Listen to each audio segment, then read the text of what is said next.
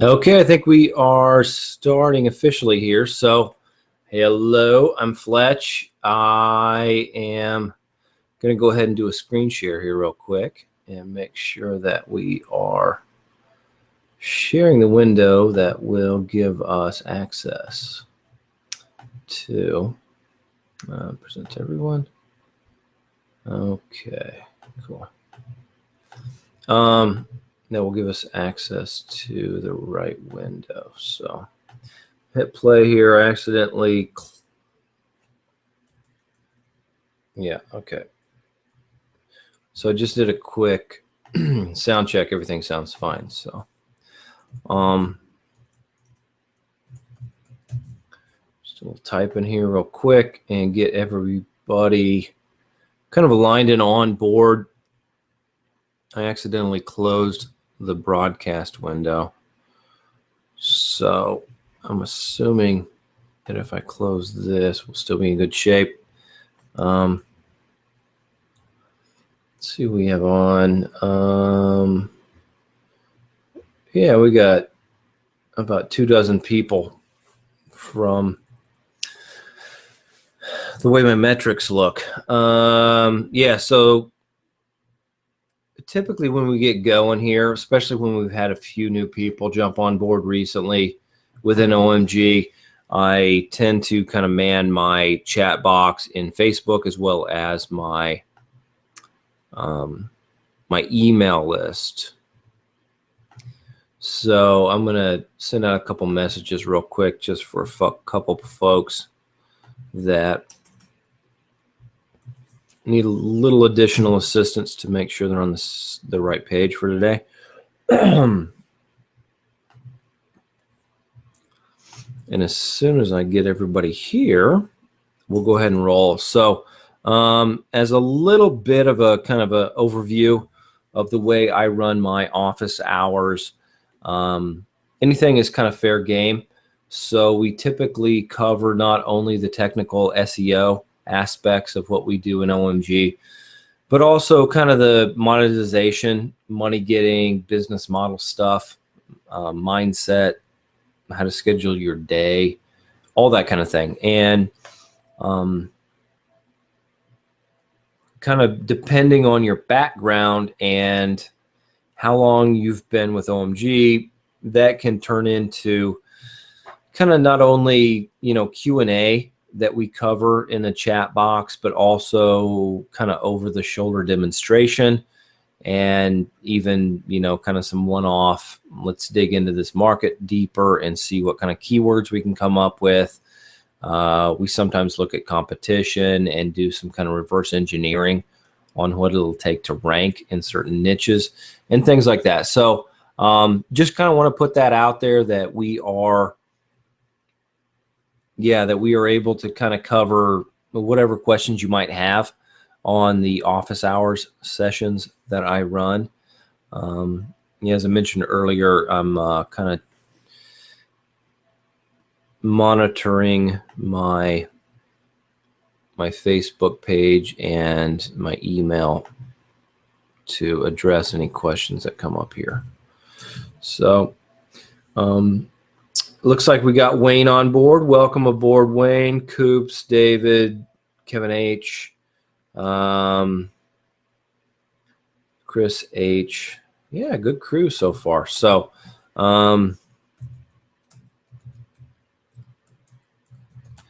just I can talk about it, but if you don't have video, it won't make sense.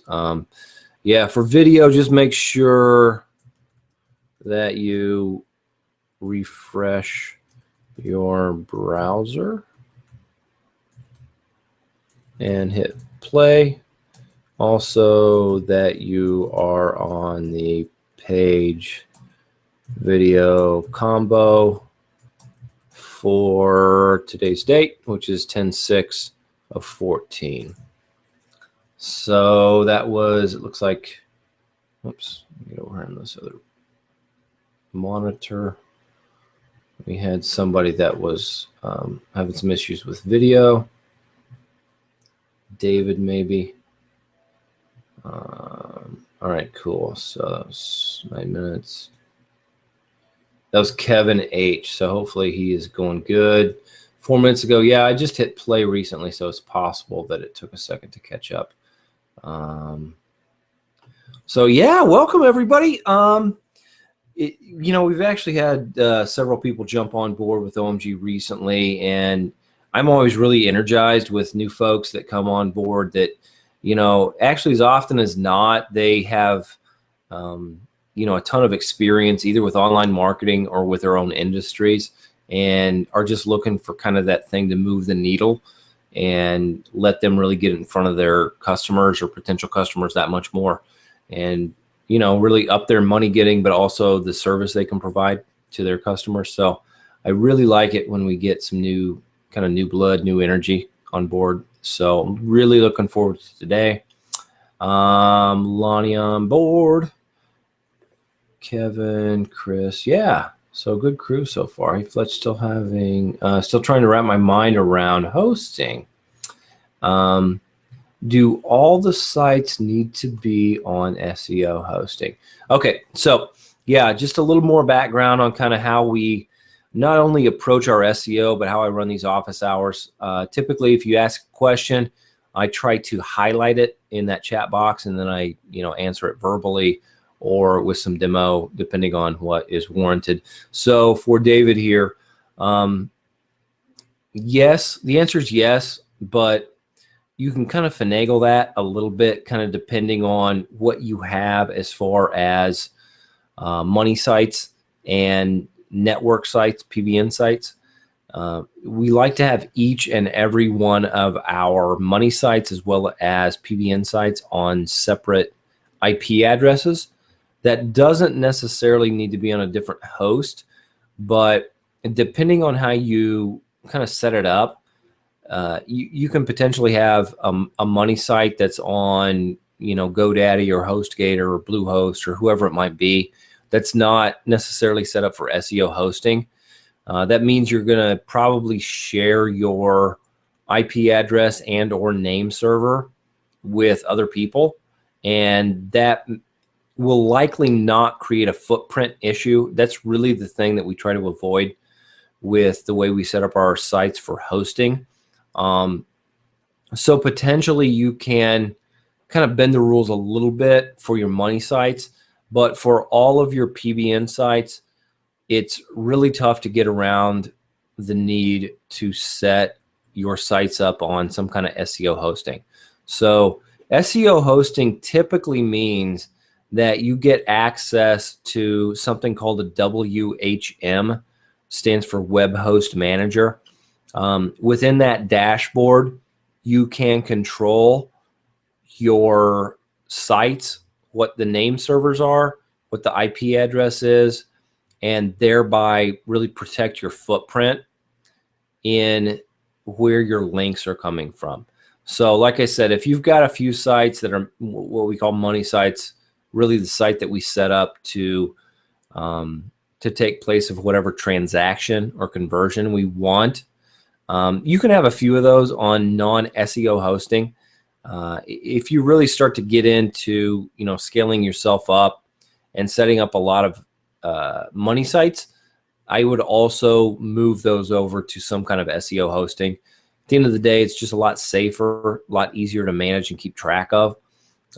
If you've only got a few, you're probably fine with HostGator, GoDaddy style hosting money site wise, but pretty much every one of your PBN sites needs to be on some kind of SEO hosting platform. Again, that's because of the footprint and connections that we can, create or easily show not only Google, but, other people that are out scouting and fishing for our, our networks and things like that. So it's worth it to go ahead and put your network sites on SEO hosting. All right, Darren, Fletch, should I understand how to host and set it up before I go into buying PBNs? Not necessarily, Darren. You're in pretty good shape with those being kind of mutually exclusive disciplines or pieces of information. What we look for in a expired domain as far as the links go and what's valuable, what is kind of clean, and things that we find desirable on an expired domain have very little, if anything, to do with the hosting that we set up after the fact. You can probably feel comfortable buying expired domains without having a firm grasp on setting up SEO hosting. Also vice versa. If you've got a good handle on SEO hosting, you can move through that, get that figured out before you get into purchasing expired domains or deleted domains. Those work hand in hand with what we do with them after the fact, but they don't rely on each other to kind of move your knowledge and application of that training forward. So yeah, depending on where you are and what you're doing, you can go buy expired domains without understanding exactly what you need to do with hosting. So yeah, depending on how you're coming at that, I think you're probably in good shape. So, all right, Lonnie, what are good SEO hosting platforms? With stuff like this, I typically type it in. Sometimes I actually find it in my browser window here. So some of the ones that I use, I'll go ahead and navigate to them real quick. So SEOhosting.com. I've got, I don't know, 60, 80 sites hosted here. With this, you can go through and do shared hosting. That's not a problem, $35 a month. Go through here and figure out how many IP addresses you want. Like I said, I think I have somewhere around 60. So they give you a breakdown on what it costs per IP address to host that. You know, what it costs per month, you know, what it costs a day, all that kind of thing. Another one is Skynet hosting.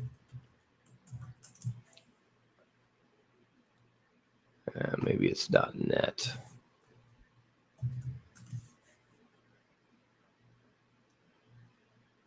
Yeah, this is them. So with SEO hosting, what you need to make sure that, well, let me go back here. You need the C class SEO hosting. My bank is based in the United States. That's where I usually try to rank. So they've got a 10-year anniversary special here that's gives you an open, you know, an entry-level month rate. You can go ahead and get this. It gives you 10 different IP addresses, so you can set 10 sites up there for network sites and or money sites, depending on what you want to go with. Another company I host with is I do some with Host9.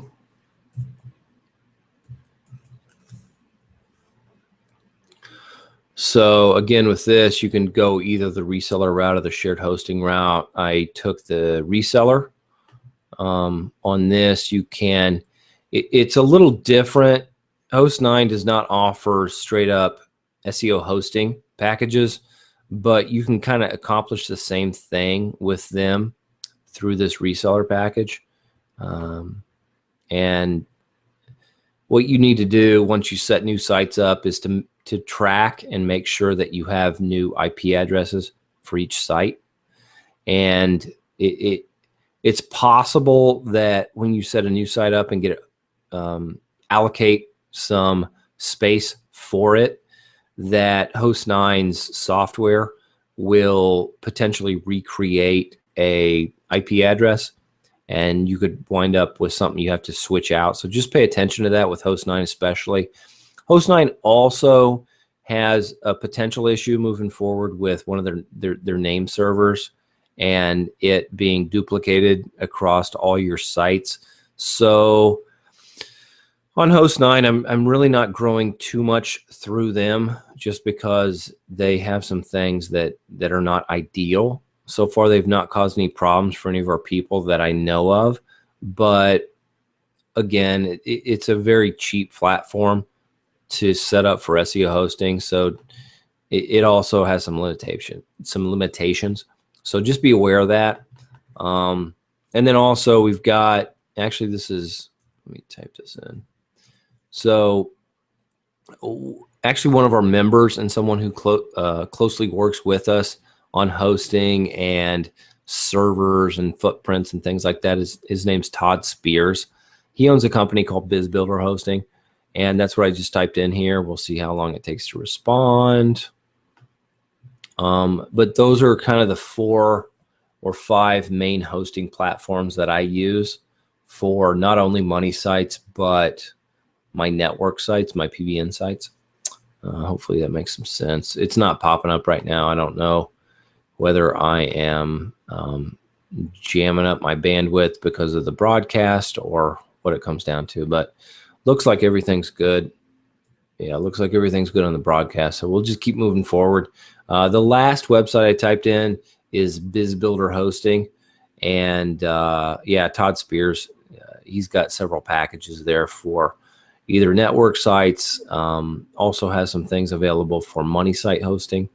And I actually have a VPS, stands for Virtual Private Server, set up with him that I ran some of my GSA campaigns on. It's a link building tool and piece of software that that goes out and builds kind of spammy links on a lot of different websites. And Todd has a server or hosting platform that can accommodate that type of thing too. So those are who I use, just to kind of give you some more insight into kind of my experience with those things.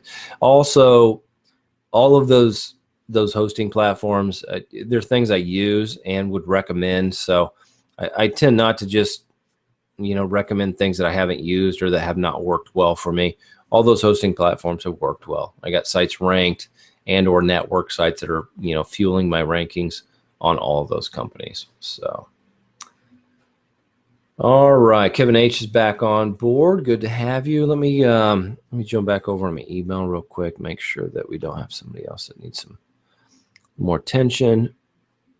Looks like we're in good shape. Cool. All right, Chris. Oops, where am I here? All right, Chris H. It's best to spread the PBNs across different providers due to the fact that the same hosting from the same provider essentially means same data center. Am I correct? So some of the hosting companies, Chris, will have several data centers that they use. At the end of the day, what I really look for is IP addresses. Beyond that, I tend not to worry that much with my links. They, as long as they're coming from different IP addresses at that C class. C class is kind of the third grouping of numbers in an IP address. As long as they're different at that level, I don't worry too much about data centers and or the hosting company. Like I said, I tend to have somewhere between 40 and 80 sites per hosting company, but I do make sure that each of those sites is on a different IP address and that each of those sites has their own set of private name servers set up that's feeding that data out to the internet. So, yeah, I agree with you that, potentially you can go even more incognito and have sites set up on different hosting companies, which will also then give you different data centers most likely. But I tend not to worry about it at that level or to that extreme. I really just try to make sure that my IP addresses are different for my sites that I host. That has up to this point been more than sufficient to keep everything anonymous. So. All right, Cliff, can somebody type the all SEO hosting websites he just mentioned in the Facebook, please? Yeah, Cliff. So Cliff, David tried to help you out there. And sometimes URLs are cut from the chat box because they try to make sure that you're not using this platform to do a bunch of link building. Which is, it's kind of funny, but I'm going to go ahead and type this in.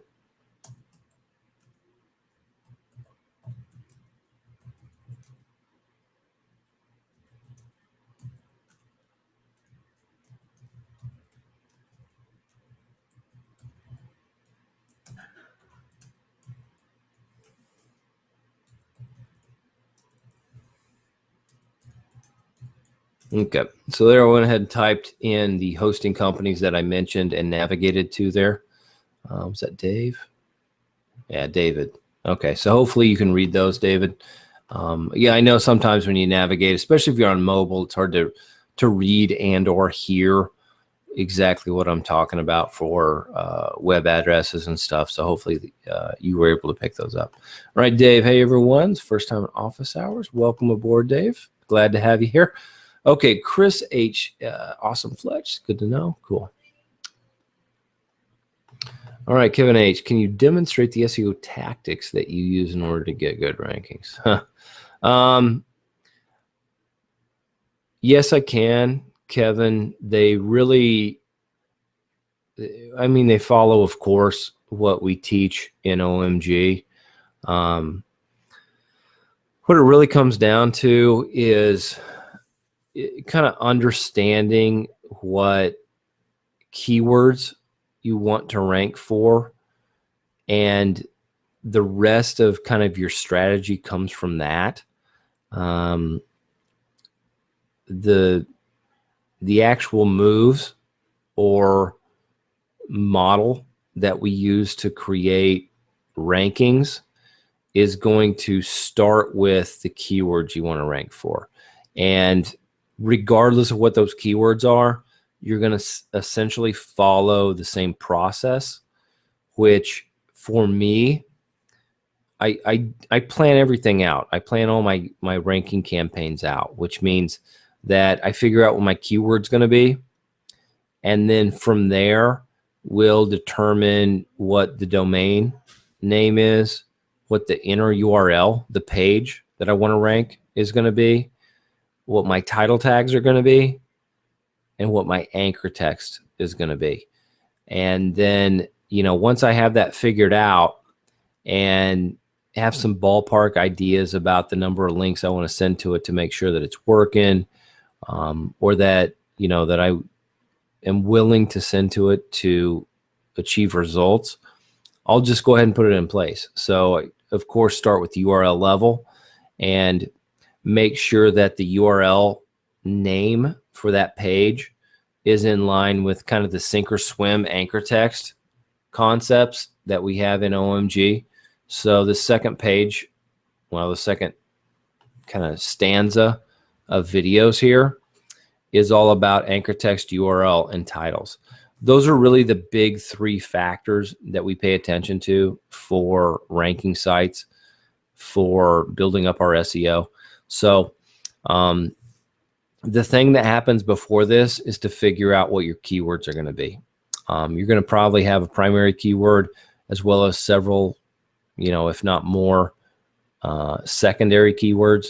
So, if I were trying to rank for a chiropractor in Phoenix, that would be the main keyword, but I would also, potentially want to rank for pain relief in Phoenix, or the spinal decompression in Phoenix, or things along those lines. Understanding your keywords before you start planning out your site is something I highly recommend. It'll keep everything cleaner. It'll mean you don't waste a lot of effort on kind of redundant pages or anchor text or things along those lines. So, once you determine your market or your niche, the next step I typically take is keyword research. I want to figure out what keywords I want to rank for. Most of that's going to be driven by the Google Keyword Planner tool, or TLKT, or whatever software you're using to access the Google Keyword Planner tool. And then once that's done, I kind of, apply some dummy test style, questions to whether or not those are the keywords I want.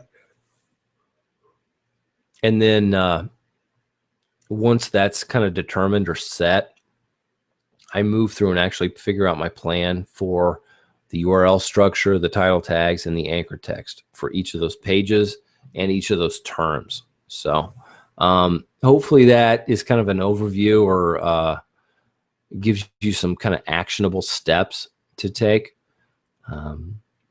Each of those anchor text, variations or terms are going to be things that we include within articles on our PBN sites.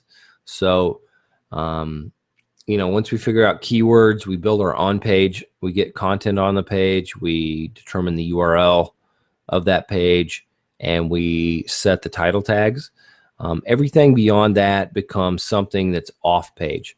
Off page comes down to primarily what your content is and what your anchor text is. So those two pieces of content, or those two pieces of those two factors, are going to be what you want to apply to your PBN sites. All right. All right, there's the hosting companies I typed in. All right, David, again, without the URLs. Oh, yeah, David's helping me out here with the hosting company. So thank you very much for that, buddy. All right, Dave. All right, what if we have 10 PBNs and use them all to rank a money site? Okay. Now we want to rank a second money site. How many of those 10 PBNs should you use for backlinking to the new money site without raising a footprint issue? And how many money sites can you rank off one group of 10 PBNs? That's a great question. You're obviously starting to think along these lines. This is actually super awesome question. What I would do with 10 PBNs, you can have a link from each of those sites to the first primary money site. You can use those all to rank that first money site. For that second money site you want to rank, I would typically not use more than 2 or 3 links from that same group of 10 sites to rank that second money site. Now, because of that, you can start to kind of see what, which of those resources you can point toward your money sites to rank them. If you have 10 PBN sites that you're using to rank money sites, I would be reluctant to try to rank more than 3 money sites if you do not have other resources in play. So kind of your question comes down to, how do you allocate your resources? And, on the first money site you're trying to rank, it's going to take a lot more PBN sites to rank that site. You're going to have like a 10-to-1 ratio, but you can throw another money site in there and not have any more PBN sites easily. So after that first money site is set up and it's getting the link juice from all your PBNs, the ratio changes dramatically. And what I try to do is, if it were a group of 10 that I was working with, your first site can get a link from all 10 of those sites. Your second site probably should not get more than 2 or 3. Same with the third, same with the fourth. Beyond that, even less. So, Greg has a couple videos where he talks about that. And the way he approaches it is, if he has 10 PBN sites, he actually will not use all of those sites to try to rank that first money site. And so because of that, he actually helps protect himself even more.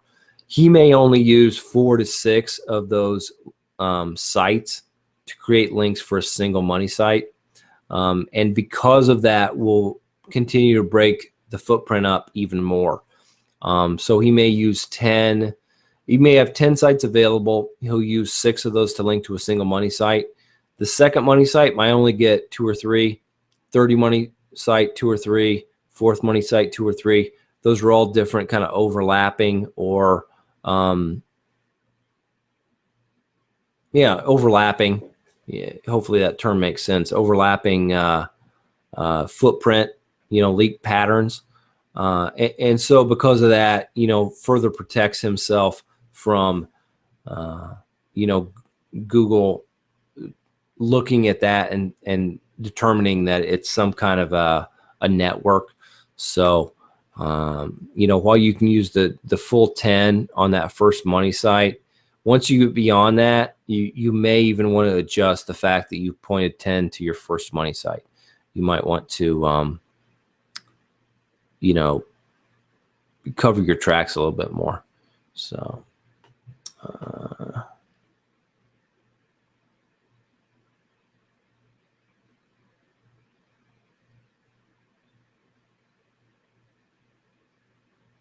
I got a message real quick. Hang on one second, guys.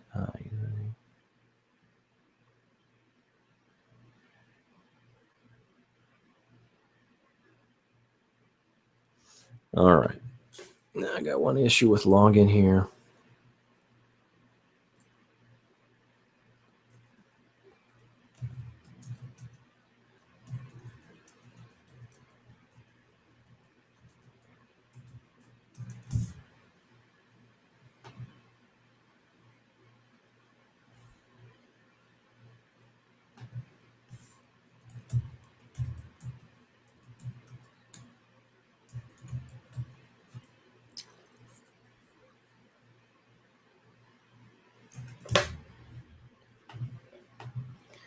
Okay. Hopefully that works out. Okay, cool. All right, Kevin H. Okay, thanks. Cool. All right, Mike H. Quick YouTube question. Ever thought of as an issue before, but commercial SEO client created a credibility vid P and want to SEO for keyword. Okay, client uses Gmail hosting for his MX servers. Any thoughts on using Gmail MX servers for main YouTube account for the company? You know, honestly, if it's all their stuff, you're probably okay with that kind of thing, Mike. What you really get into risky behavior with is if you're creating a footprint with your link pattern. So, and when I say link pattern, you can actually have backlinks or connection between things that are branded. So if your commercial client is XYZ Plumbing, it's fine for them to have xyzplumbing.com and XYZ Plumbing Facebook page and XYZ Plumbing Google Plus and YouTube channel and XYZ Plumbing WordPress.com site, xyzplumbing.wordpress.com. That's not a problem.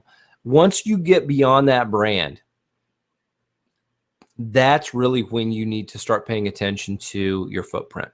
And, kind of depending on your strategy and what you're trying to, or not necessarily what you're trying to do, but the resources.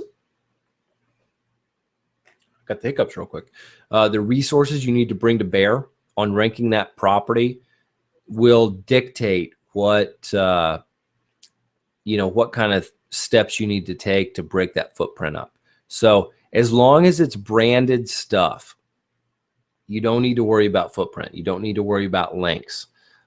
Once you get beyond that brand, that's when you have to start really thinking about your servers, your IP addresses, your name servers, all that kind of thing. So, if a company is able to rank and do very well with their branded website, with their YouTube channel that's branded, with a Facebook page that's branded, with a Twitter feed that's branded, with all that kind of thing, then you don't have to worry about IP address that much. Once you get beyond that, though, yes, everything you build that points back to a resource you're trying to rank needs to have a totally separate footprint or signature, that is derived from not only IP address, but name servers and potentially SOA records and things like that. So, alrighty. All right, Cliff, when I first started buying PBNs, I accidentally bought one that is showing up, well, I don't know what that P star on the Wayback Machine, and another that Ahrefs is showing spammy anchor text. Without having to get rid of these completely, can I use them to possibly power other PBN sites instead of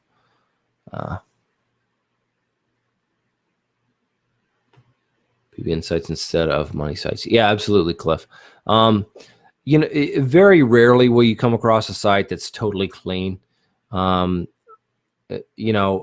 often than not, I'll have something that has 85% great links and some junk. And these I'll still point to money sites. I don't worry about it that much, but to be even safer, you can use sites like that depending on how compromised they might be with kind of the quality of the links. You can use those to power your other PBN sites. You can use them to power ranking URLs on higher domain authority sites, like if you want to rank some YouTube videos, or if you want to rank a Facebook page or something like that. I would use the stuff that's more compromised to rank things on higher domain authority domains.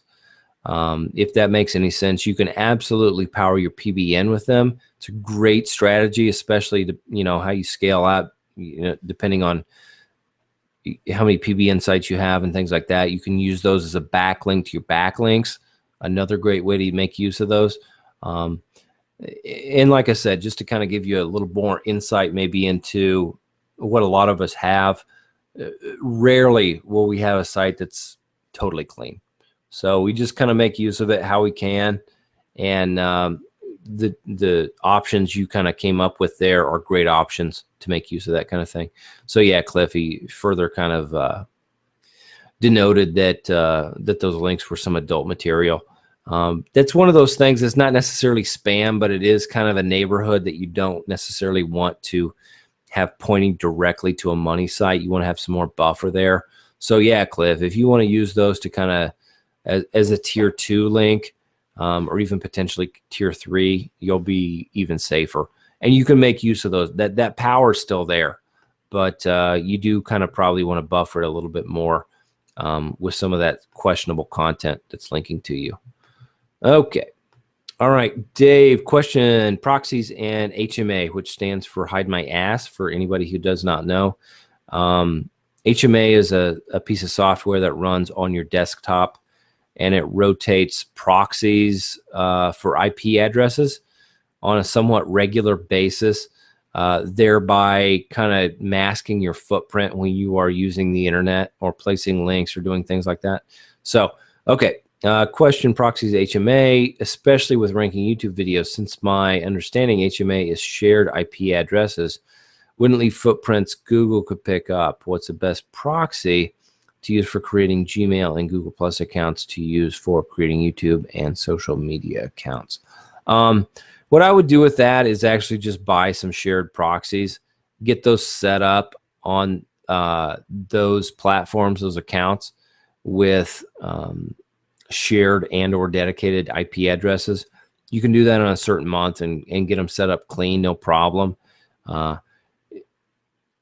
Google's not giving me any trouble logging into established Google Plus, Gmail, or YouTube accounts from different IP addresses.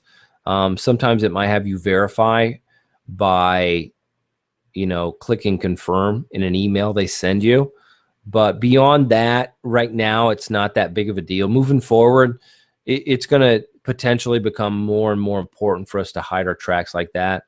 At the moment, though, what I would do is use some kind of a purchased proxy situation. I use something called buyproxies.org, where you can purchase however many proxies you want on a monthly basis and get those set up for yourself. And, if I were setting up a bunch of Google properties, I would use something like that. So it's a little bit, it's another step of anonymity than HMA will offer you, because although the IP addresses are shared, they're still not shared nearly as much as HMA proxies are. So, all right, Dave, also what proxy is being used to log into all these accounts? I would guess HMA is so used by so many people that IPs are known by Google and social media. Yeah, I would agree with you on that, Dave. My previous comment kind of addressed that a little bit. You're not in trouble if you log in from 12 or 20 or 50. Well, 50 might be stretching it, but 10 or 20 different IP addresses into one of your Google accounts. It's not a problem. But if it gets beyond that, you're going to start raising some eyebrows, most likely. Again, not something I got specific information on, but it it's just something I try to protect myself with. So, you know, if I can be,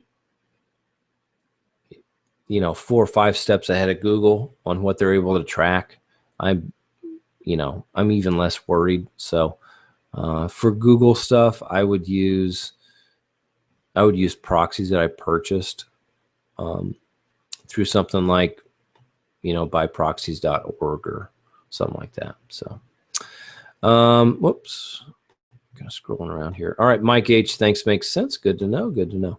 Okay, Wayne Fletch, how about ranking a video or series of videos to promote a business before building the complete money site? PBNs.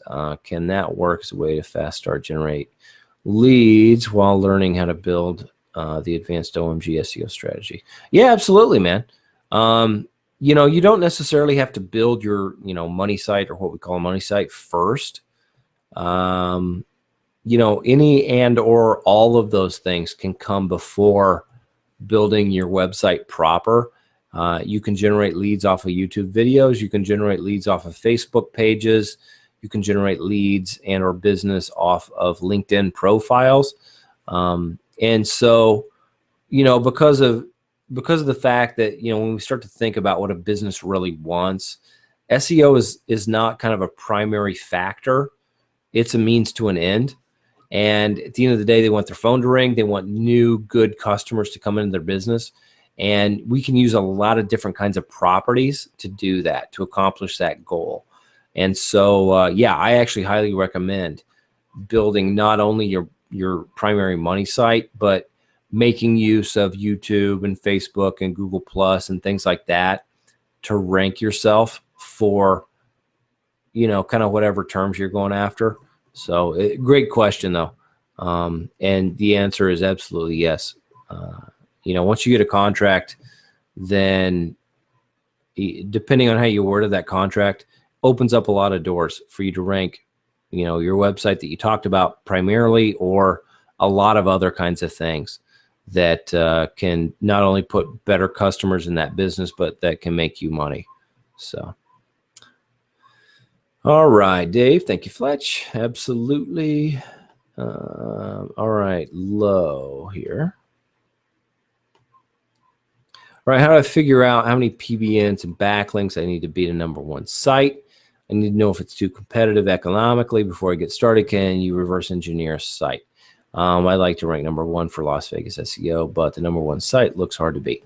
Yeah, low. So I'm not going to do kind of reverse engineering on an SEO site because the potential exists for the person who is ranking for that term to have used something that will block a bot that may give us kind of a false impression of the number of links they have. So what I am going to do is do some keyword research and competition research for you and kind of show you what I do, kind of on that reverse engineering mindset. You can apply this to whatever you're doing, whether it's SEO or local lead generation or affiliate promotion, or whatever it might be. So if we were looking for water heater, repair in Milwaukee. Okay.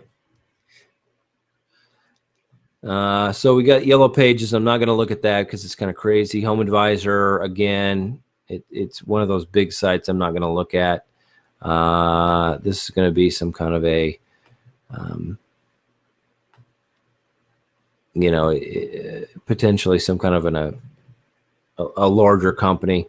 So I'm going to look at this Rosga Corp. Okay. So I just copied that. I'm going to go over here to Open Site Explorer. Okay.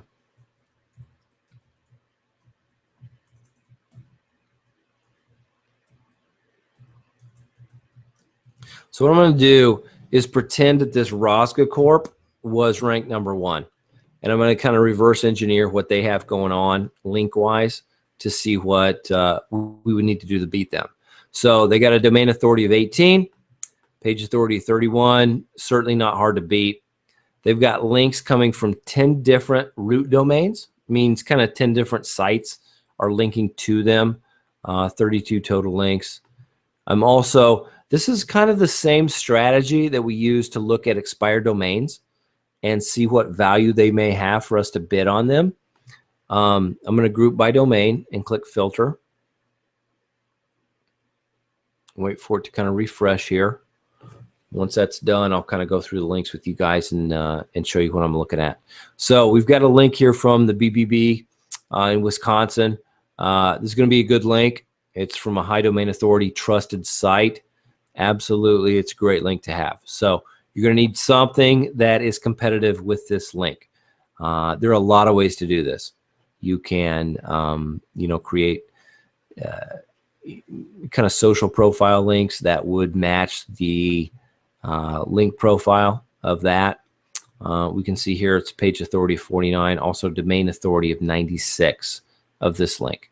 Beyond that, we got a no follow. No follow links do carry weight, not quite as much as a do follow link, but we still like to see them.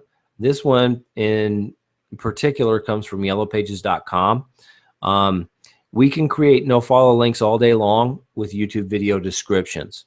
So the description in a YouTube video is no follow, and it's from a domain authority of 100. So to outcompete kind of these no follow links that come from other places, if we don't want to go ahead and set this up,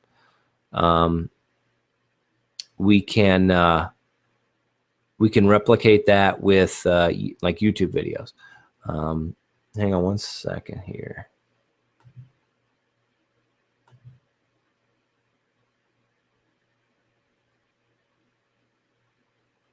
For the Gmail. I got one more message here, guys. I'm just responding. I want to read it real quick here.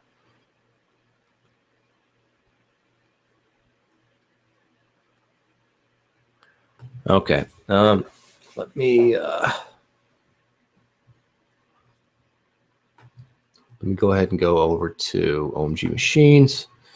I'm just going to grab the information here for login and send it real quick on email. So bear with me real quick.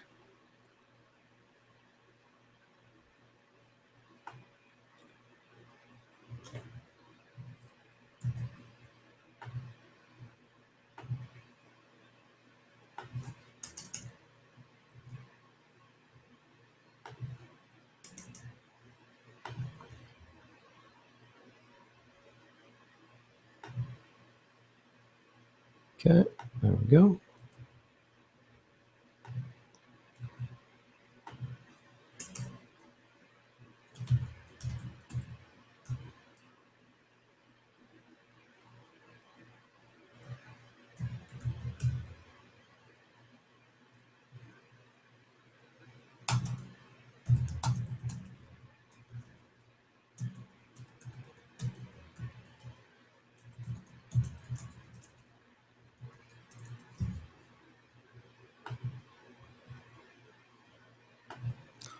Okay, hopefully that should work.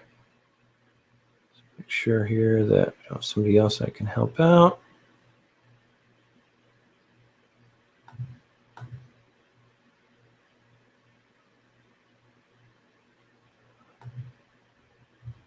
Okay, I think we're in good shape. Okay, so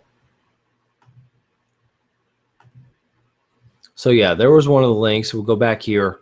NARI:Milwaukee NARI chapter. We'll go look at this, but this is also a pretty good link. 75 domain authority, 37 page authority. So let's go check this out and see what it looks like. This also might be something you could replicate depending on what it takes to sign up, but this is essentially just a National Association of Remodeling Industry. Probably something you got to pay for. But again, this site or this page looks like it has so many links on it that these links are not that powerful. Yeah, there's hundreds of links here, it looks like. So I'm not going to worry about that. As you guys can kind of see, because there are so many links on this page, where are we? This link itself is not going to be as powerful as it should be with the 7537 metrics on there. Beyond that, we dropped all the way down to 26 and 40. These are things that you can replicate with your PBN very easily. 18, 24, 24, 22. You can buy PBN sites that will outperform all of these links. Let me try to highlight everything down here. You can buy PBN sites that will replicate all this very easily. So looking at it, you're going to have to figure out a way to get these three. You can set up their social profiles. You can set up Twitter feeds. You can set up YouTube channels. You can set up Facebook pages. Those are all things that are going to have more power, domain authority power, than these three do. And so to outperform this Rosga Corp for this search term, that would be what you have to do to win that game. So hopefully that makes sense. Yeah, that was a question from Lo here. So hopefully that is something you could follow along with. And certainly not a question that just you has. So more than happy to kind of walk through that and show you kind of what I look at when I'm looking at new industries and or keywords, especially because just depending on the niche or the industry, you're going to have a lot of different variability on what Google shows you. So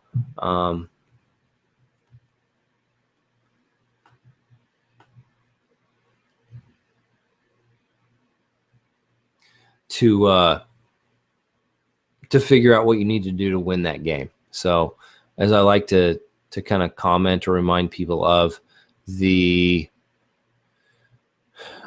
game of SEO is a competition. Somebody's going to win.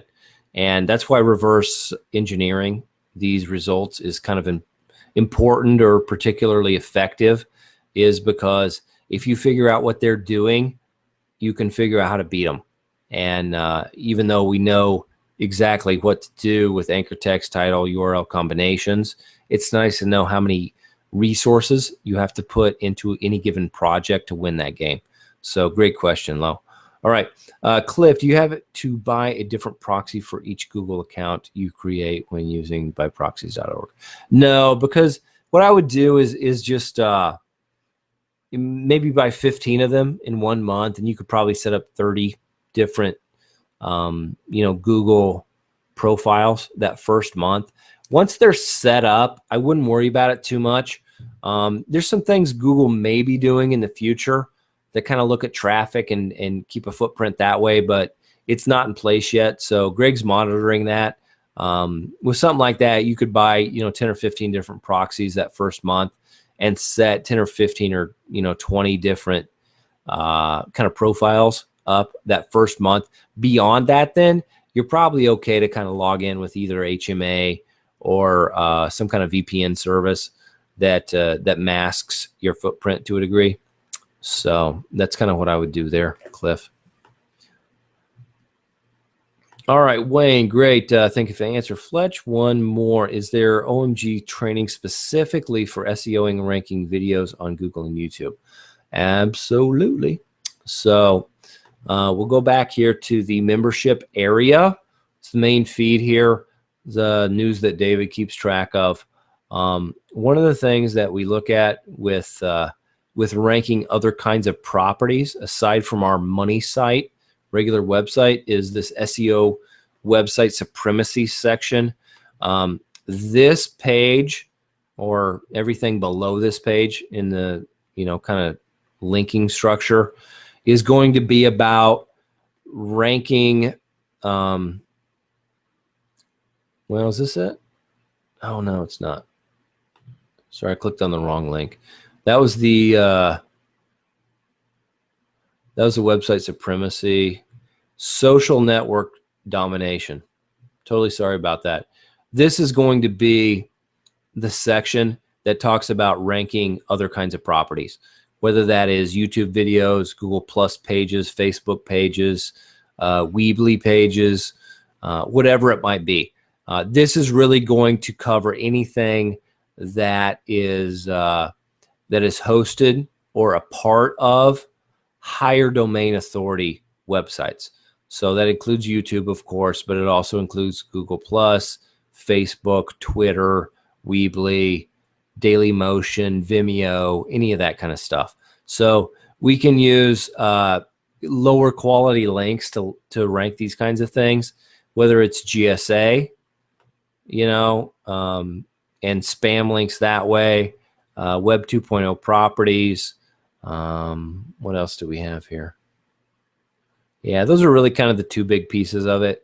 So, you know, GSA, that's kind of the link building tool that I use primarily. Something else called Money Robot works pretty much the same way, but this series of videos is going to talk about that and what you do to get all that stuff set up. Content Machine is something that goes out and scrapes and creates unique articles for your link building software. So yeah, I would use the techniques on this domination page to learn how to rank those other kinds of properties there. Should be in good shape, Wayne. All right, Dave, what's effectiveness of Social Explosion in helping rankings? Can we use it only with YouTube and social media sites? Can we use it with our own PBN money sites? Yeah, I've got Social Explosion working on almost my entire network. So that includes money sites. It includes PBN sites. The most recent kind of version that's out in trial right now with Social Explosion includes some other things that you can get social activity to third-party platforms, not just our sites that we own. I've not put that in place yet. So yeah, Social Explosion's nice because it keeps relevant, high-value links coming into all of our network, whether that's a PBN site or a money site. It's nice to have social mentions on Twitter or Pinterest or Digio or Delicious or whatever it might be. So I've got it in place on a lot of different things. It's not required. It does, eat some financial budget up every month. But for me, I'm not super interested in getting a ton more sites as much as I am protecting my investment and making the most out of it. So I got it in place on all that stuff. I don't have the frequency turned up all the way at all. I actually go slow, but it keeps me feeling more comfortable with relevant, kind of links and activity, pointing my site on a regular basis. So, all right, Tom Owens. Hey, Fletch, would you use GSA or FCS Networker to build tier 2 links to PBNs and stack some DA? Yeah, great strategy, Tom. Love it.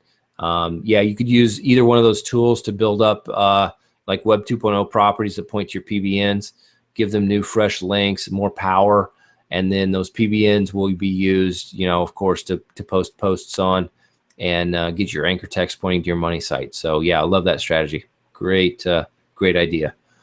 All right, Wayne, cool, thanks. Awesome. All right. At some point in time, I usually kind of poke my head up, kind of look around, and we are about an hour in. Typically schedule about 90 minutes for these office hours, kind of coaching sessions. It's not a hard and fast rule. It kind of comes down to that's about as much time as anybody can pay attention and get a lot of good out of it. Not only for you guys, but for me too. So another half an hour, plenty of time to ask questions.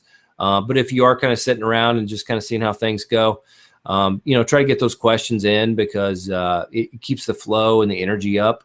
It helps me talking about things and kind of understanding what people are, have questions about or struggling with or whatever. So, that's kind of where we are on today's session. So awesome.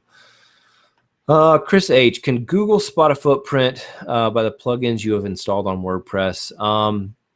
Yes, they can, but I don't think they do yet. They don't worry about that. One of the things you can do is determine and direct the installation location of your plugins and put that in a different actual directory or subfolder on your site.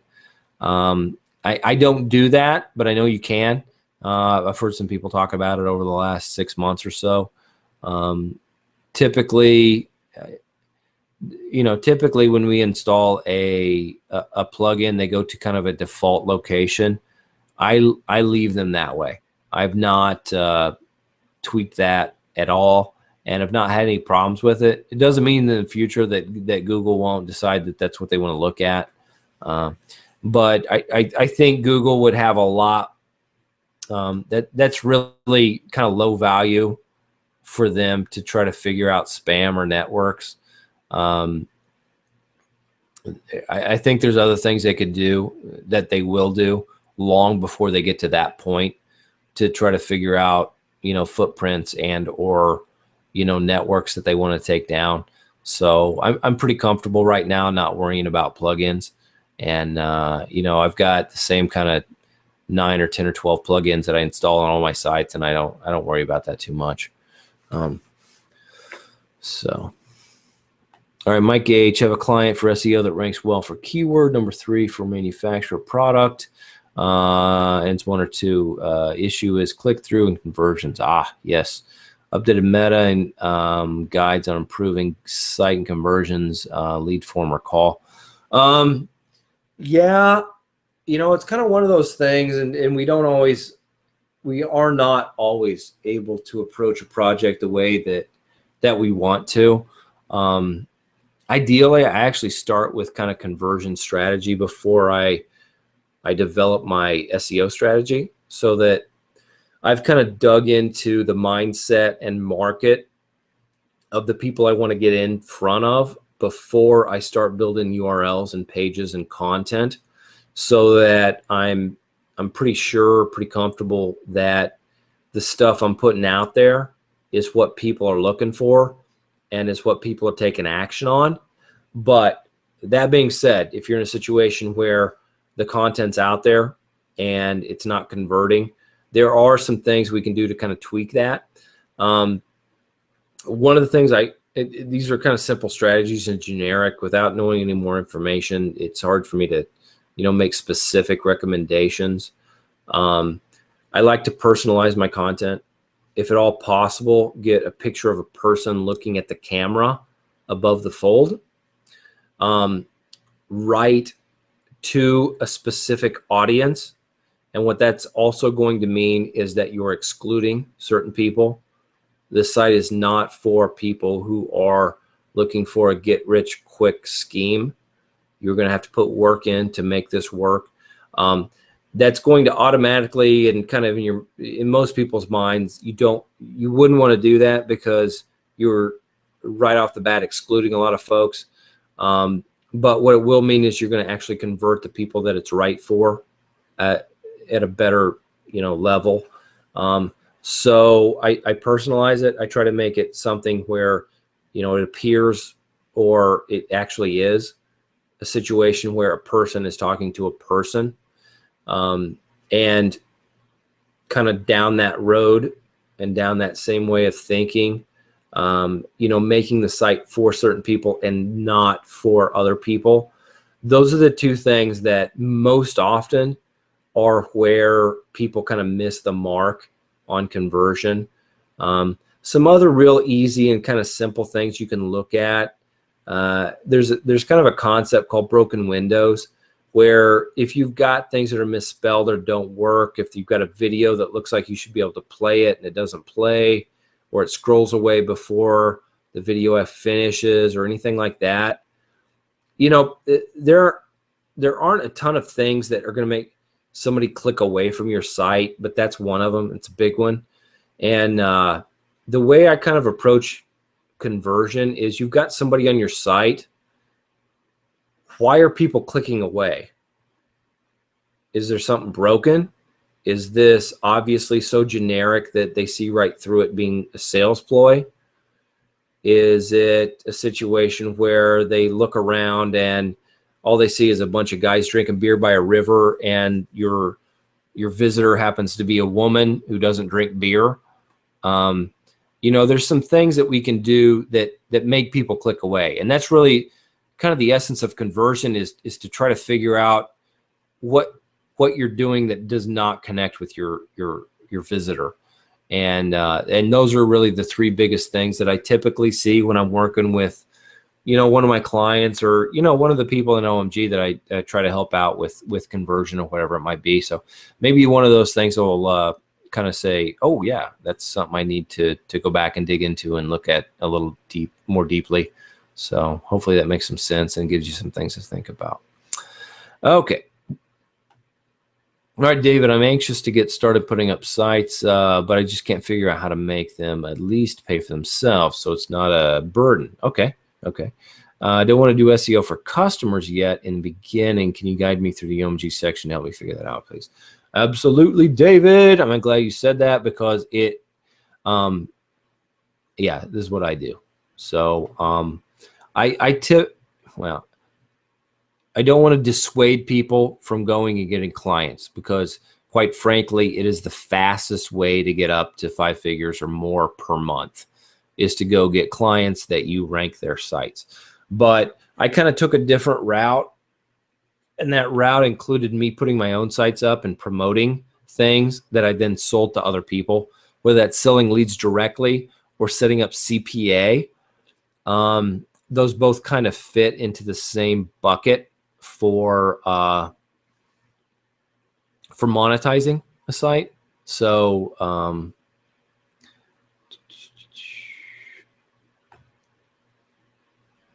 yeah, I was going to see if David had put this out. I've got a whole module that's coming out on one of these things. I didn't know if he'd posted it yet. So as of the 5th, very exciting module coming out in the next few weeks. So you don't need to wait for this for sure. I wanted to talk like Joe Marfolio here. I work with Joe. I love him. He's got great content. He's kind of an underground guy that's just, he thinks things through and understands kind of what people are looking for. This whole page here is about something called CPA, which means cost per action. Essentially means you get paid when somebody either calls or fills out a data form and submits it. I love it. I use it. It's one of the ways I make, a decent percentage of the money that I make in SEO. Something called CPA. It's kind of like affiliate, but it's usually for some kind of like home services or, a physical act that requires people to be involved with. Affiliate, we a lot of times sell a physical product that they get shipped, or it's an info product or something like that. CPA usually has to do with people, whether it's a free insurance quote or, somebody might be interested in, windows on their house. I think Joe's example here is about windows. So I would definitely look into that. It's a great way to monetize your sites. You don't have to go out and dig around and track down clients because the offers are already monetized. All you need to do is go and find that code for the CPA and then rank. And the cool thing with CPA is that you can actually apply it to very low competition, local niches. Joe's examples are about that. The ones I've got coming out are about that too. You're not going to probably come out of the gate and make $10,000 your first month, but you can get cash flow positive very quickly. And the way you phrase that question, that's what you're looking at doing. Also, great way to approach it. Understand that, hey, I want to get positive on my cash flow very quickly here. I don't want to put a lot of money into, each of my websites before it starts generating revenue. But I also know that I don't want to go chase clients. So CPA is kind of a great fit for that kind of mindset and that design for your business model. So I definitely look at that. Hopefully that turns out to be something that you want to dig into more deeply and put into place. Again, I highly recommend that you use it. I really like it. So yeah, that was that question from David. Awesome.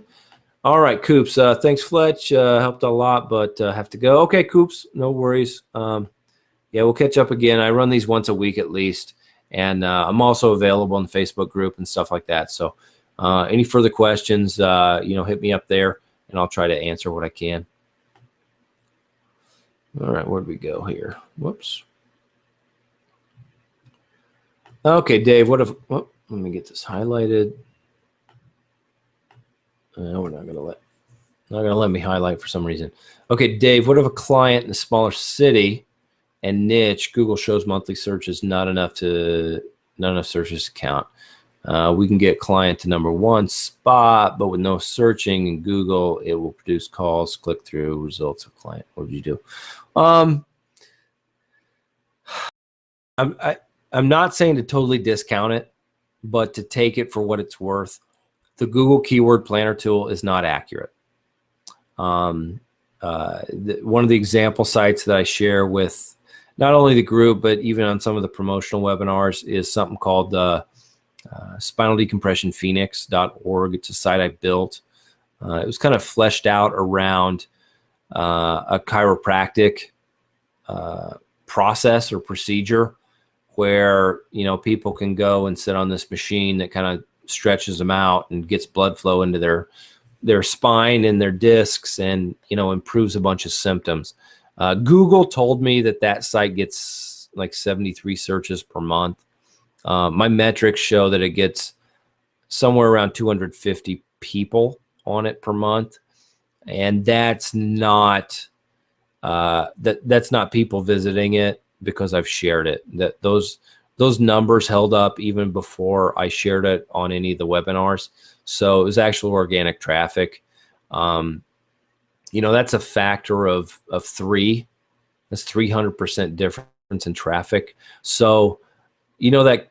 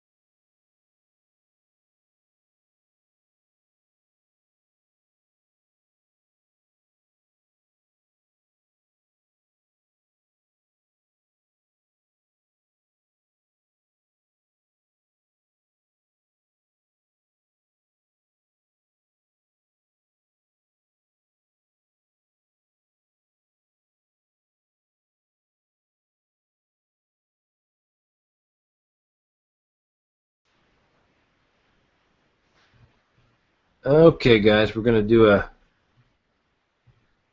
quick little test here and see if we're still broadcasting.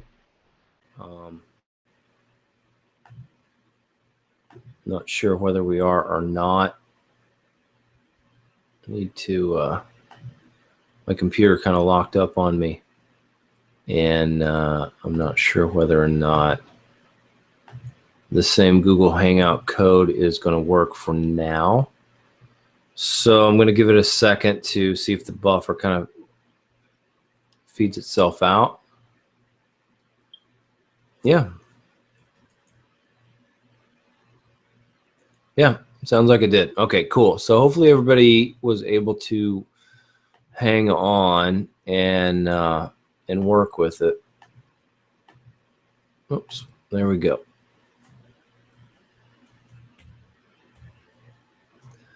Okay, let me do a screen share real quick. Where am I here?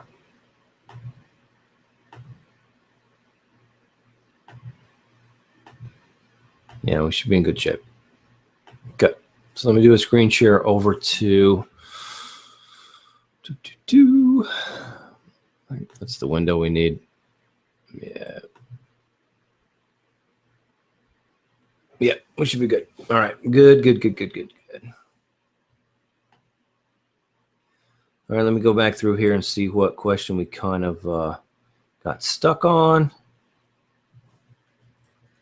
Everything sounds good. All right. Whoops.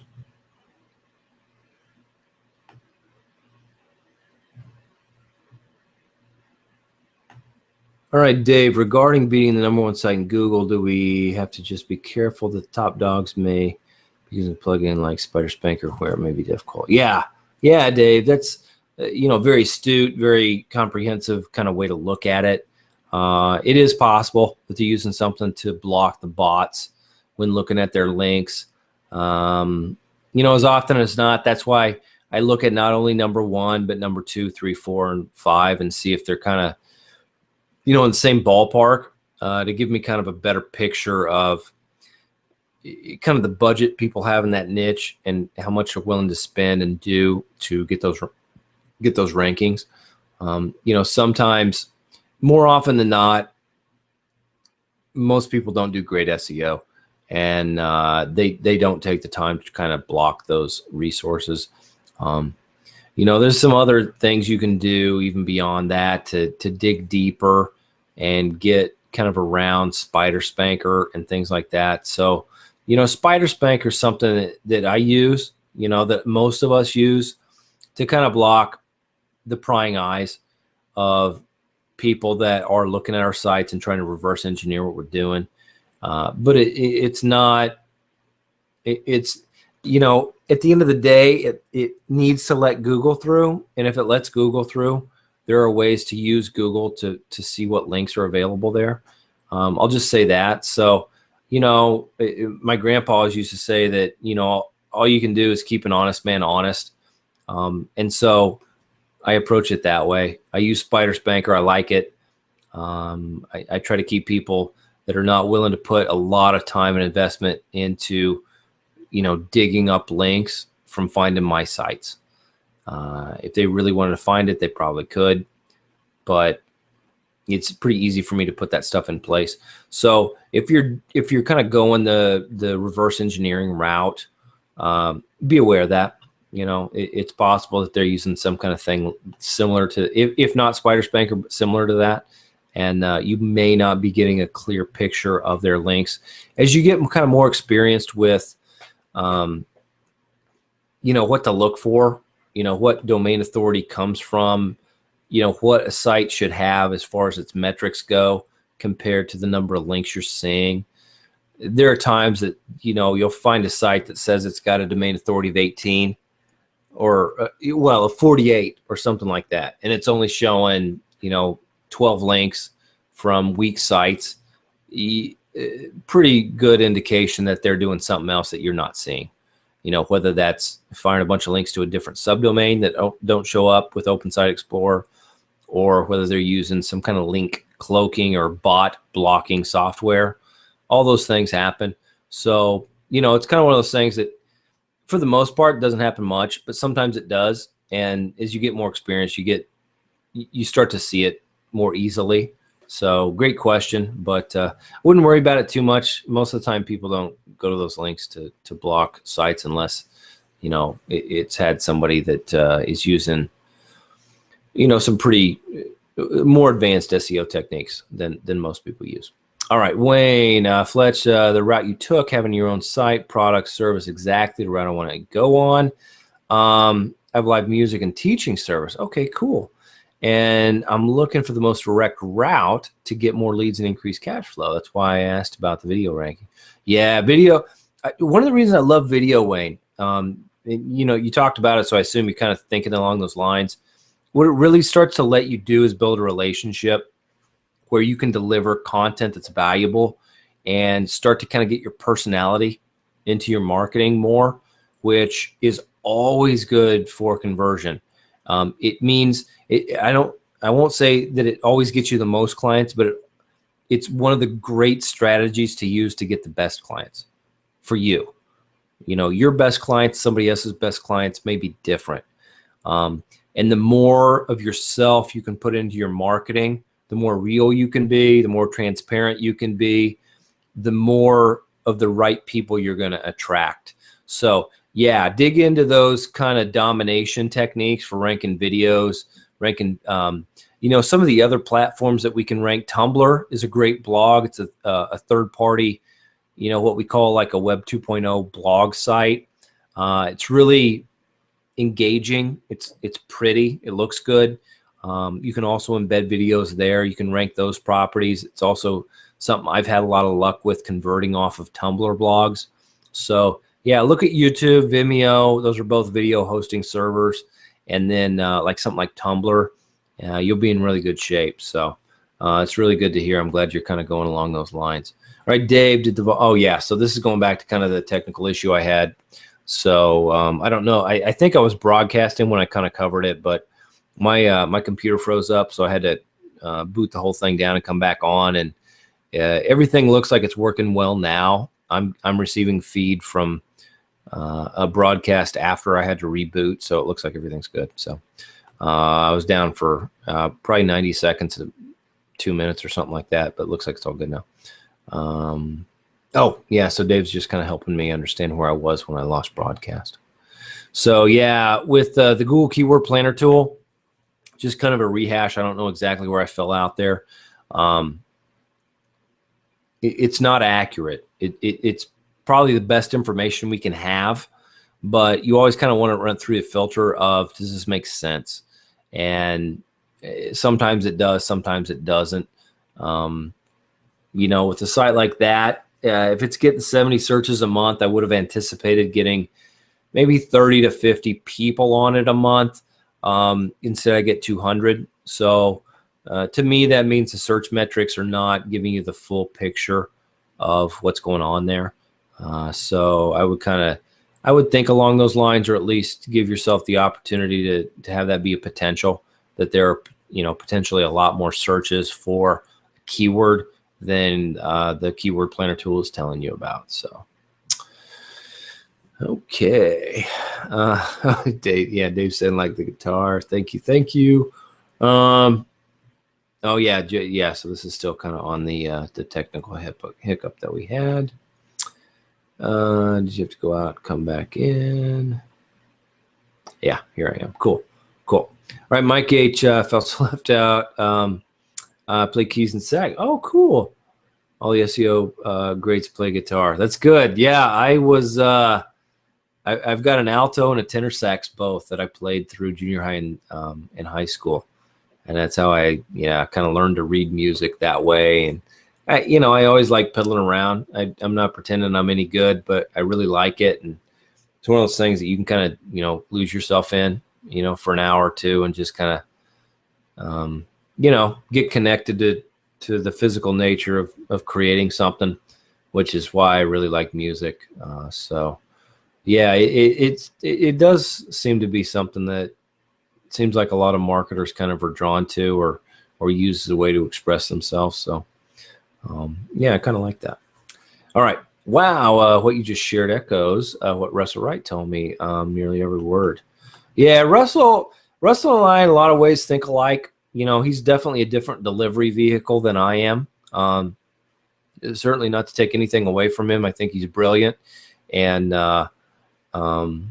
you know, a lot of his content and the way he approaches or the questions he asks, I think help a ton of people. They've helped me. You know, I'm certainly a customer over at Network Empire as well, and I love Russell's stuff. I think I tend to, you know, just connect in different ways or approach things a little differently than he does. But I think for the most part, we think along the same lines. So yeah, it's good to know that you're kind of making connections and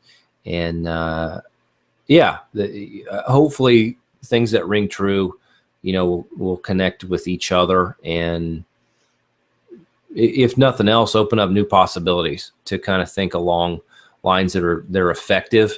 And you know, at the end of the day, the two questions I ask myself with my customers, with my marketing, with the websites I build is, does this show that I care, and is this effective for my customers? Pretty much everything else I throw out. You know, if it's you know, tricky or fun or those things are not the metrics I try to achieve. You know, I look at whether or not, you know, my emotional connection to helping somebody comes through, and whether or not I'm being effective with the steps that I'm taking or teaching.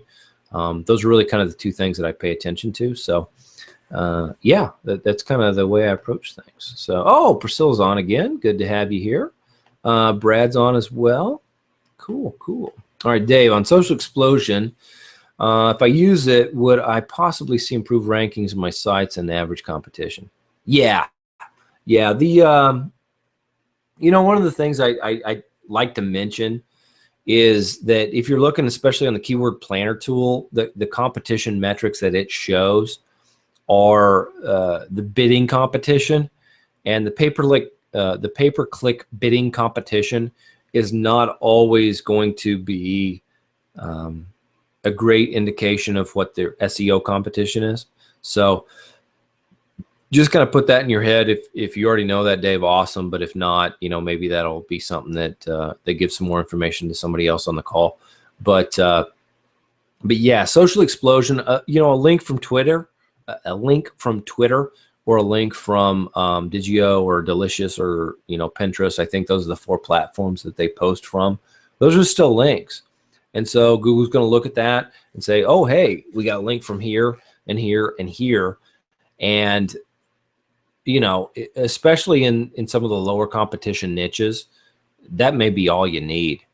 You know, it's activity, it's frequency of post, because a lot of that time, well, Social Explosion, to my knowledge, I haven't looked at the new release yet, but as far as I know, it's tied to post frequency.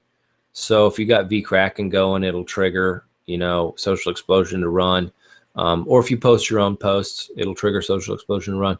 So those two things, frequency of post and then some of those social links, are both great for SEO. They drive traffic directly, but they also affect SEO rankings. So, Brad, 2 of my sites are ranking. Yeehaw. Cool, Brad. I love to hear that. Yeah, it's you know, I'm still excited when I build a new site and get it to rank for what I'm going after. It means money, more money in my pocket, but it's also just fun. You know, it's fun to go onto Google and, you know, type in some keywords that you're trying to get in front of people for, and, you know, have your site pop. You know, I get excited, you know, at each kind of breakthrough, you know, plateau landmark, you know, when my site gets indexed, and then when my site gets in the top 100, and then, you know, certainly when my site hits first page, and then again, when it's number 1, when I'm making money with it, and then when I can kind of just say, all right, it's on its own, it's going to make me this much money every month, and all I got to really pay attention to is whether or not that drops. That's kind of usually my, you know, my benchmarks when I build a site. You know, get it built, get it indexed, get it top 100, get it top 10, get it number 1, get it making money. And then I kind of benchmark that money, that financial picture. And that's usually then all I have to pay attention to. So if it's making me $300 a month for 10 months and then it goes to, $40 a month, I know something's happened. Either, some pages something happened to a couple pages, or I lost some rankings, or, I lost a link or two, or, something. I know then I got to go back and look at it. So awesome to hear. Oh, Brad saying not sure why, unfortunately. Yeah. A lot of times, Brad, you'll experience something called the Google dance, which is, one day you'll be not ranked at all, and then you'll pop at number 22 and go to 27 and then to 17, and then you'll be gone again. Part of that is Google just trying to figure out where you're going to sit. And so, it's got all the on-page and off-page metrics, that have to do with links and your title tags and your URL and everything else. But there are some on-page factors as well. How much time people spend on your site, what your bounce rate is, how many pages they visit when they get on your site, things like that. So, Google plays around with rankings, especially kind of as you're ascending those rankings, getting to number 1. You'll typically, almost all the time, you'll be up and down and up and down and up and down. Usually when it gets in this kind of top 5, top 3, it's settled, and it, typically only moves a little bit at that point in time. But yeah, there's definitely a lot of ups and downs until that point. That's awesome to hear. Yeah, both on first page and Google for several different categories. That's cool. All right, Priscilla, what's the theory behind searching keywords in quotes when nobody searches using quotes, and therefore the results are not relevant to IMers? Yeah, so the quotes will give you something called exact match. So let me just do let me go to Google here and do a search just to show you. So if we do a spinal decompression Phoenix. So again, my site, I'll just, this is global results. That's my site. So this is giving you this normal search. If I put this in quotes, it's going to only give you results with this specific combination and order of keywords, this exact search phrase. So if I take the quotes out, it's going to give me spinal decompression Phoenix. It's also going to potentially, well, I put 3 S's in here. If I could spell right, it would help. It's also going to potentially give me Phoenix spinal decompression if I don't have quotes. It's also going to potentially give me decompression Phoenix. It's going to drop a keyword off, or one of the terms off of that string potentially. If you put quotes around it, it's going to give you that exact. It means the only search results it's going to show you for this are ones that have that exact combination of words in the website, whether that's in the domain or the URL or the on the page someplace. So as you notice here, if I put quotes around it, we lose all of the paid advertising up top. It means nobody is bidding on that exact phrase for pay-per-click. If I take the quotes out, you'd notice that there are people who are willing to bid for, well, maybe not. Yeah, there usually are. There are usually people bidding for that. There's some paid ads over here. Anyway, so yeah, the quotes give you it's kind of one of the operators that Google uses to give you the specific combination and order of those words in that term, in that search phrase. All right, Dave, thanks for so much. Really nice stuff. Thanks, you're awesome. Thank you, family, for giving us your time tonight. Thank you for saying that, Dave. Really appreciate it. I will definitely do that. And it's absolutely my pleasure. I love to do this. So it's certainly not like work for me. but I do appreciate you understanding that. So definitely glad you're on, and certainly glad that I can be of service. So, all right, Brad, how do you handle multiple logins into Google for clients setting up YouTube, Google Plus, etc.? Same for Twitter, real pain in the butt. Yeah, agree with you, Brad. Google's really the only one you need to pay attention to right now. You know, Twitter, for the most part, if you set up Twitter, which does not require any kind of verification, you can set up 50 different ones on the same IP, and it's not going to lock you out. Twitter opens up a lot of back-end logins, so you can just set up accounts on, Whois or Vimeo or Tumblr if you have a Twitter login. So I've actually got an order of operation kind of. This is my process for building social accounts that attach to websites I build. Twitter's one of the first ones I build because of that. So Google properties are the only ones that throw a wrench in that, and they are powerful. They're worth it, but because they're kind of a stickler for that kind of thing, I skip them a lot of times. And yeah, I'm leaving probably some money on the table or some influence on the table, but to me, it's not worth getting into, a whole different process and a lot of different hoops I got to jump through just to get 3 more different kinds of URLs out there. So for the most part, I skip Google properties that are not legitimate businesses that I'm either working with or ones that I run. If they're just lead gen style sites, I typically do not set up specific Google-owned accounts to attach to those. So hopefully that makes sense. All right, Priscilla, but a regular person will not search with quotes. So I don't understand why you need to do that. Yeah, so if you put the quotes in the search phrase, Priscilla, it's not going to necessarily give you like this. This is not a search for open quote, spinal decompression Phoenix, close quote.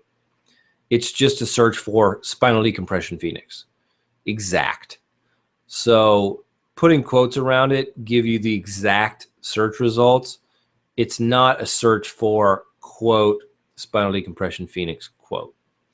I understand the question you're asking, and I agree with you. I wish it were. What do I want to say? What's the term? Not logical, but when I search for this, it's not giving me results of how many people type it in quotes here. Now, if you put that into the Google Keyword Planner tool, it would be the same thing. That's looking for something that is exact match. Google's actually getting away from that whole concept of exact match search. EMDs, all that stuff kind of goes together. Google's getting away from that. So when you type that search phrase in there with quotes around it, it's a search for the exact term spinal decompression Phoenix. If you leave the quotes off, it's going to give you a broad match spinal decompression Phoenix, which means that the keyword it returns could be decompression spinal Phoenix, could be Phoenix spinal decompression, could be decompression Phoenix spinal. It could be any combination or order of those words. If you put the quotes around it, it gives you the exact order of those exact 3 terms.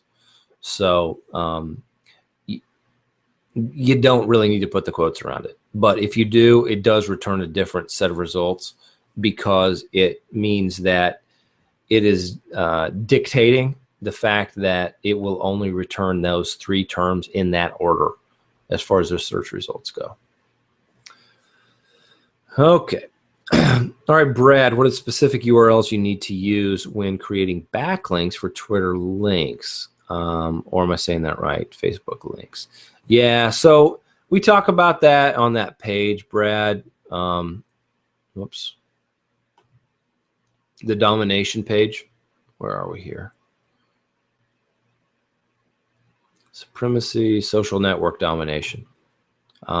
This talks about the kind of links, especially in this GSA training. Links per minute. whoops, I don't want to hit play there. This talks about the strategy for the kind of links that we point toward Twitter or Facebook or whatever it might be. There we go. Okay, cool. Would not be Phoenix decompression spinal. Yeah. All right, so Priscilla got that time through. Cool. That's good to know, Priscilla. Glad to hear that. All right, guys, we're about 45 in. So I'm going to give it a second or two, see if there's any last minute questions. Otherwise, we're going to kind of wrap up for the night. I'll get this recording over to David, so the replay will be posted in the membership area on the Fl1Tch page. And most likely next week, I will be running my office hours on Tuesday, just kind of depending on schedule for Greg and I. We tend to kind of try to cover the week and not overlap each other for sure. So I tend to be a little more flexible than Greg, but most likely I'll run mine on either Tuesday, Thursday, or Saturday. Greg's pretty good on Mondays, so make sure you check the news feed there, because that will always be the place where you can log in and check to see what our schedule is. So hopefully that makes sense, and you guys can keep track of our schedule there. So.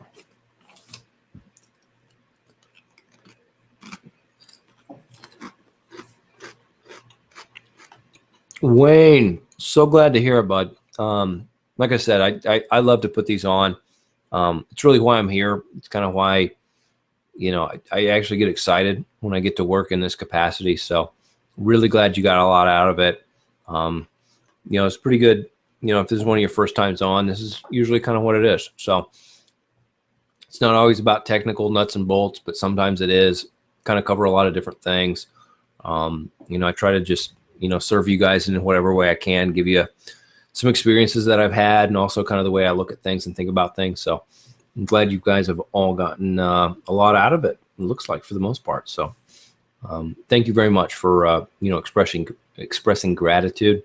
It definitely helps fuel me, keeps my energy up, keeps my interest up. So absolutely.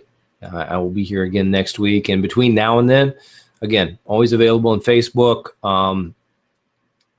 I try to get in there for a couple hours, 3 hours a day.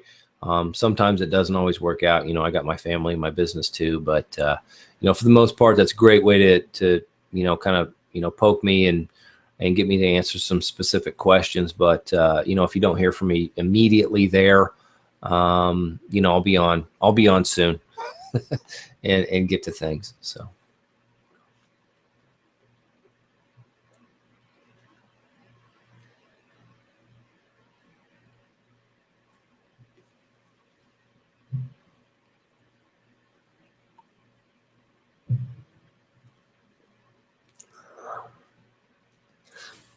All right, guys, we're going to go ahead and wrap up for the night.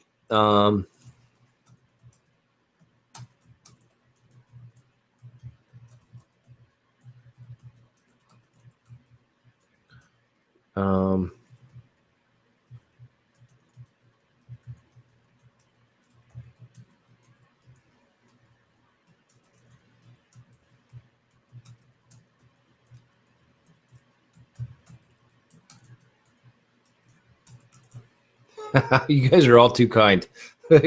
Ovations and clapping and all that kind of thing. It's great. Thank you guys, really, sincerely. It does truly mean a lot that I'm able to serve you guys this way. So going to go ahead and wrap up the broadcast on that note. And again, I tend not to extend this offer for folks that may not be putting in the time and effort to jump on these coaching sessions and try to get their questions answered. But if you do have any specific questions that might be more private in nature, if you've got a specific website or something like that, feel free to send it over on email to me. More than happy to, kind of throw my perspective on things toward you in that way. And, if you're trying to, protecting a client or your own money website, I totally get that. So I typically extend the offer for that kind of thing at the end of my office hours. So again, thank you all for the energy, the questions. Totally my pleasure, and definitely hope to see you all again on the next office hours kind of coaching that I run. So We will see you all again soon. Oh, just got a quick question here from Gunters. Was late, seems finished. We'll go recording. Yeah, absolutely, Gunters. I'll get this over to David tonight, and most likely this will get posted to the membership area either tonight or tomorrow on the Fl1Tch page. So you can check out the recording of this, but not, well, of this, and also any of the other previous office hours that I run. All of Greg's recordings are there. All of Mike's recordings are there as well. So yeah, we started about an hour, 45 minutes ago. So yeah, we're just kind of wrapping up at the moment. So, whoops, what do we got here? Did you get, what's the URL? Got a dang call. Did you get to what URLs? Got a dang call. I'm not sure exactly what that is, Brad. All right. Aloha mahalo. It's a great way to wrap this up, Brad. Thanks for that. All right, guys.